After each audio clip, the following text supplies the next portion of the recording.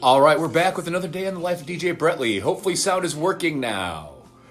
But yeah, so like I was saying, I took a little bit of time off just to regroup over the last few days, hang out with my kid, and just enjoy the fact that Thanksgiving has just passed. And for some people who celebrate Thanksgiving, may not be the thing they're looking for because of what it formerly represented. For me, it's just a day to, be around the one person I love more without having any pre-obligations. But so with Thanksgiving and gig schedule and wedding season winding down, I kind of decided to take a little break, get regrouped. And so this week, on Monday, I actually mapped out what I was going to talk about, for a day in the life of this DJ. And yet Monday I was talking about booking. And booking the right gigs for yourself. The next thing you have to consider, and that's both for a musician, entertainer, or a DJ, is promotions. Daisy, no. Get. And with that in mind, promoting down the right avenues. For bands, promoting to, for example, back home in Chicago, promoting for a band was a little easier because there were a whole lot of different social media sites, websites, strictly music and entertainment sites that would help get the word out for your shows, in addition to utilizing Facebook and social media. As a DJ, for example, who does clubs, events, and weddings, there are several different mediums to utilize. For weddings, there are Facebook wedding groups, as well as Facebook ads, boosted campaigns, etc. that will help, help you get the word out to those groups.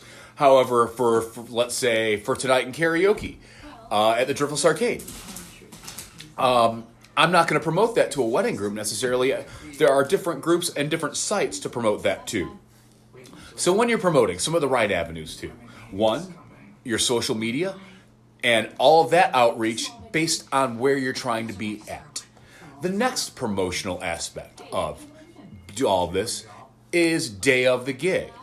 When I DJ weddings, every wedding I DJ, unless I'm already a preferred vendor at that venue, I bring what's called a promo pack with me, which will have my rack cards, it will have my business cards, and stickers.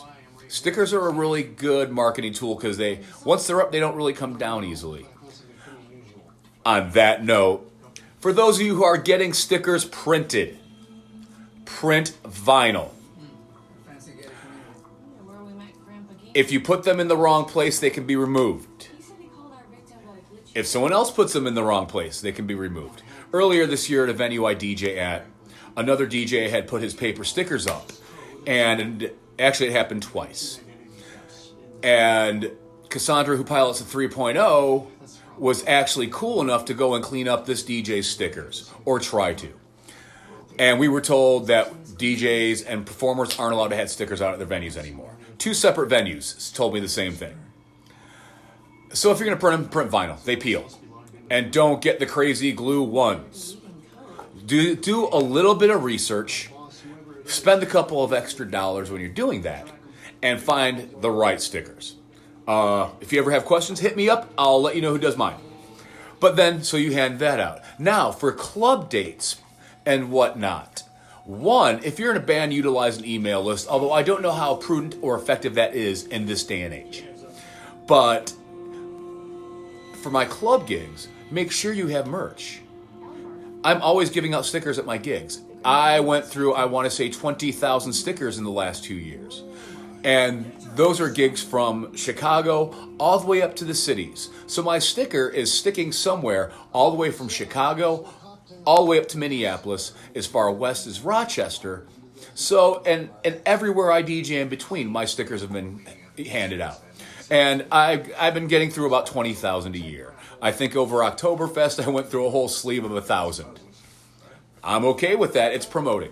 But also, for 2020, now that I've figured out I went and did something for myself, which is figuring out my annual budget and what I can allot for advertisement, for promo items, for equipment, the whole 9 yards. And so I've budgeted in for 2020. I'm going to be having some merch that I can give away at every one of my gigs, or until it runs out.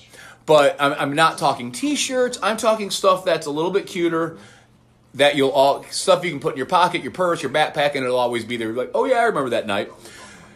And hopefully hit me up about that. But promotion, any avenue you can work to get your name out there will help you in the long run. And it's often said, any publicity is good publicity. I won't fully agree with that. I mean, to a point of it, I will. If any of you, my friends from Chicago, remember the Ike Turner shot. But yeah, so that was the first aspect of what I was going to work, I'm doing today anyway, which is my promotions and putting it online today, as well as mapping out what I need to do for next week and the week after in my own head. Now, the next thing I was going to talk about today, or this week, was music downloads and downloading the right music for what you're doing. I always refer back to music. Music is what we're promoting. We are DJs, we are musicians. So as a DJ, I continually say this, that you need to know your music inside and out. For example, I'm trying to brand what I do in my DJ world, so it's kind of similar across the board.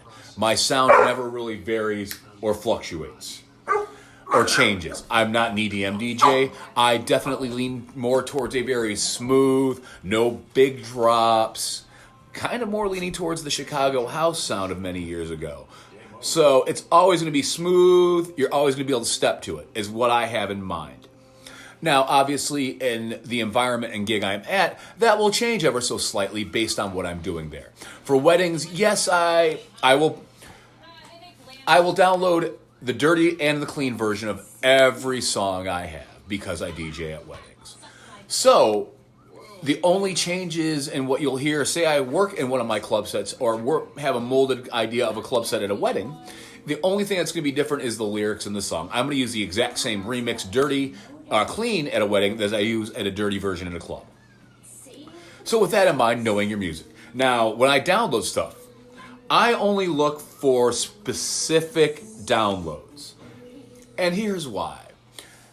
To help produce my sound and how I mix what I'm mixing, I always download, for example, when you go to a record pool like BPM Supreme, I will download the clean version and the dirty version. Because sometimes in what I'm doing, I might just want the straight, regular version of the song. It's not very often. Then I will also download the intro version, both clean and dirty, because the intro version will have anywhere from 8 to 16 bars of just a beat, no vocals. And I can use that to underlay a track, be under a vocal track, which I'll explain in a moment. Then, when they come up for the remix, I always look for good remixes from certain DJs, obviously. I'm a huge, if you ever listen to my sets, you can definitely tell I'm a huge Mr. Collar Park fan. I'm a very big fan of the DJ Rehab. But then I'm Colin J, Ralphie Rosario out of Chicago. Those are some of the DJs remixes I look for, old or new. And then the Jet Jack Boot remixes. Those are awesome. But I look for very specific remixes and sounds in what I'm downloading. And then from there, so I've talked about the intro, clean and dirty, and the regular version, clean and dirty. Then from there, I look for a cappella intros. The reason being, an a cappella intro will only have vocals. So, for example, you will just hear for example, a cappella chorus intro. Well, you'll hear just the chorus starting off with the song, and when that happens, I can put a beat underneath that or put that on top of the song that's fading out with the 8 and 16 bar intro and outro. I also look for what's called a slam intro, which has a big and then the vocals drop to it, or a click track of some kind drops in.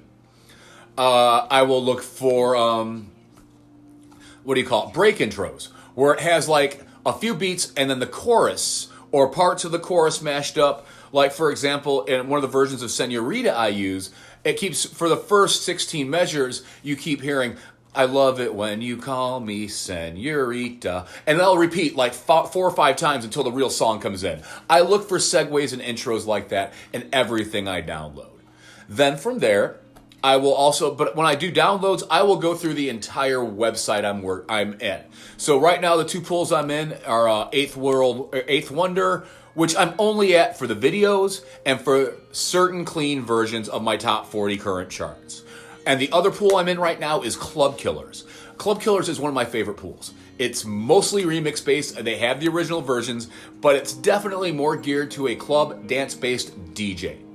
That's why that's one of my favorite pools, but I join them every month. I bounce my pools around. Last month I was at BPM Supreme, and one here, I'm going to tell you all about it because I think it was one of the worst pools I've ever joined.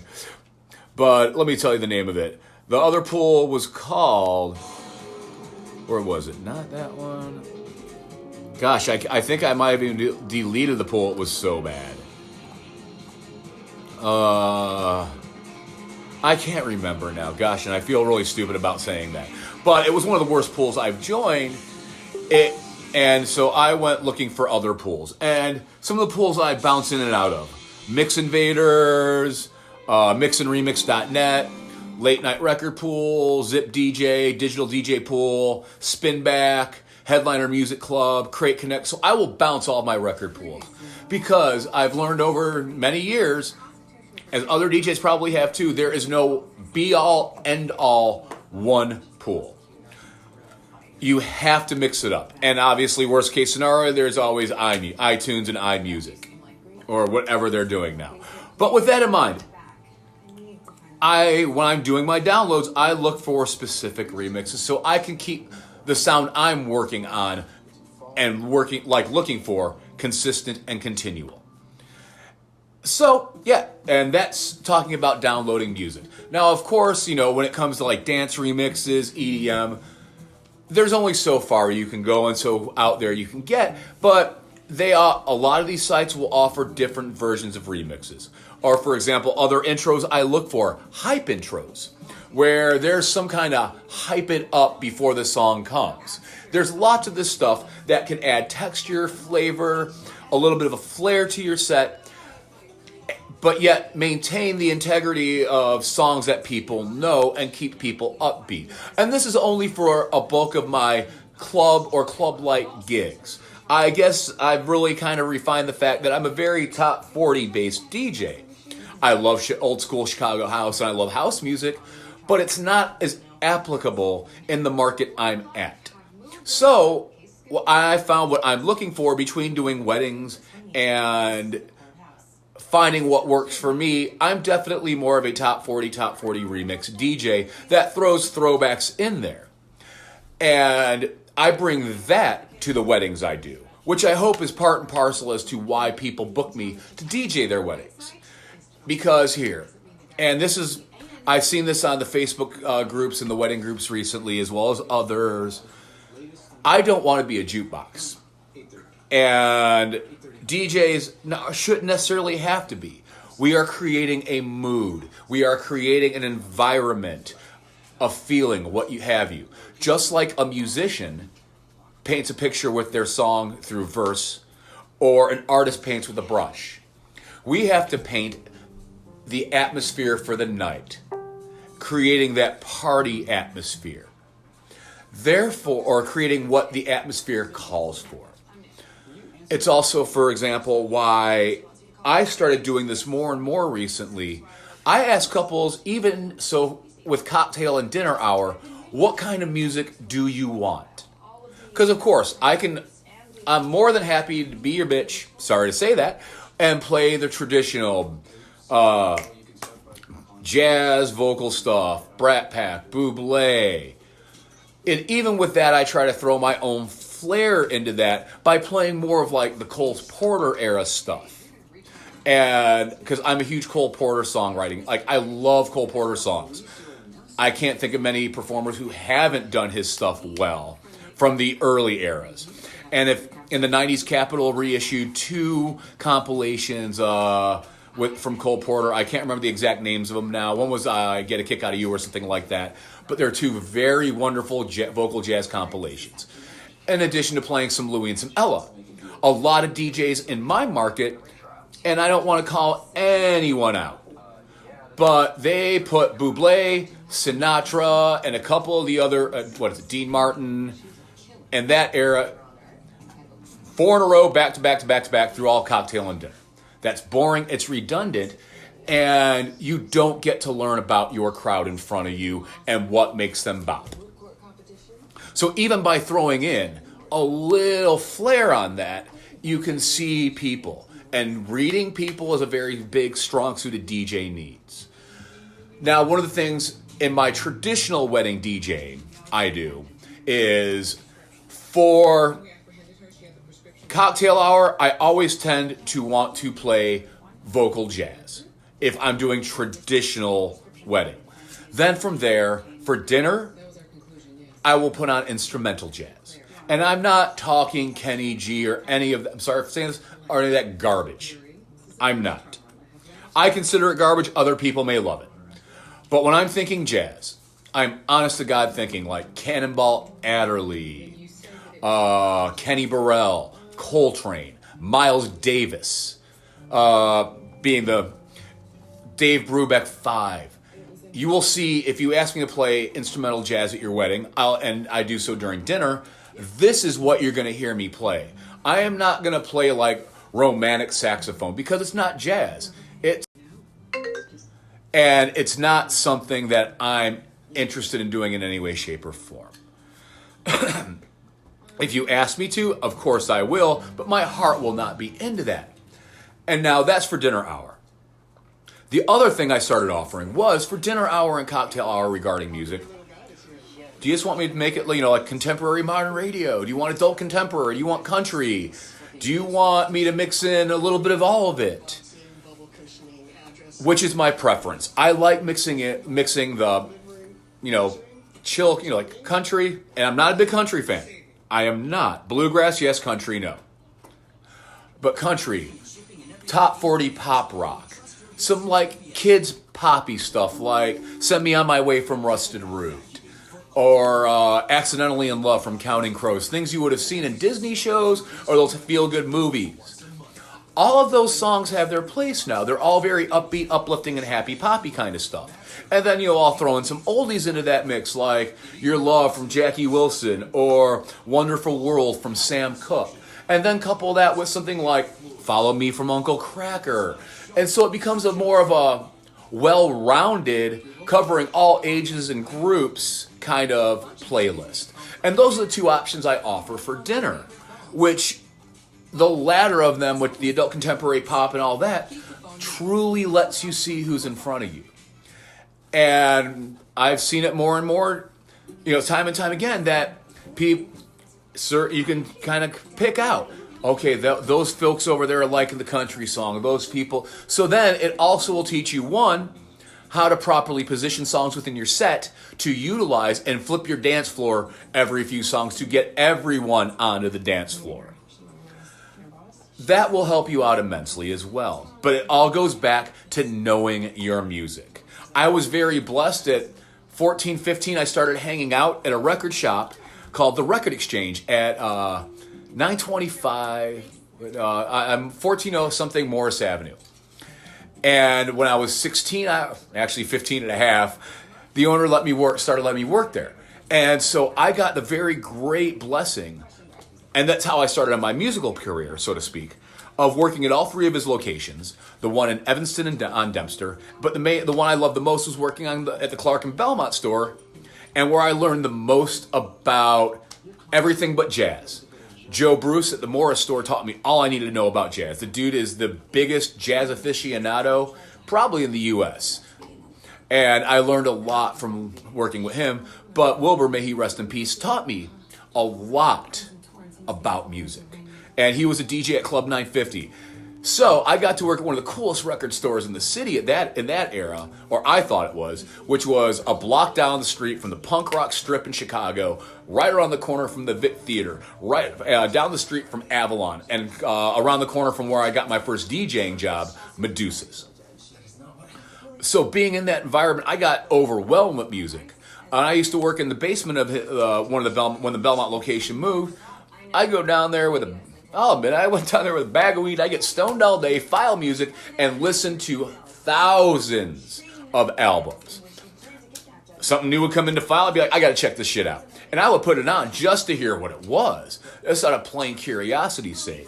But having that background has definitively helped me in producing great wedding music on all avenues of it. Then from there, so, like I said, knowing your music. So the two things I kind of pushed out today, knowing your music and promo points. I'm going to be working my side job tomorrow because during the off season, like a lot of people know, I will pick up side jobs as often as I can because I get bored at home and plus it's nice kind of doing something that's just not DJing all the time. Mentally, this is also part of my break from wedding season. So, I'll be back online Friday afternoon. And for this Friday, I'm actually going to mix my wedding set. And I'm going to give you a little preview on what I'm going to do. One of my favorite runs at a wedding, and this is how I start off almost every wedding: Cupid Shuffle, Fishing in the Dark, Can't Stop the Feeling, Uptown Funk, Billie Jean, Blurred Line, Sugar, Cha-Cha Slide, Sweet Caroline, and September from Earth, Wind, and Fire. I am going to show you how I mix that set in and my thoughts and how I do it. Now, I use my own versions like I told you the other day, but you'll understand why I do it, because that list covers quite possibly every age demographic until I flip it back over. And at the end of September there comes the slow song. My slow song at every wedding is a reset. Let's start it all over. So I'm going to get to it today because when I was talking about booking yesterday, I've mapped out what, at least in my head, how I want to promote, what nights I'm working, and the whole stuff. And this is going all the way through July of 2020. It's making so I know where I need to be. My dates are blocked off on my calendar. Some of these are already booked, but I want to make sure I got the right times and starts and all that for it all. So that's what this DJ is working on today. But in 30 minutes, Mira is bouncing in my arms, so I'm going to get to it. I hope y'all have a great day. And for those of you like me are working tonight behind the booth, I hope all your dance floors are packed tonight. Peace, everybody.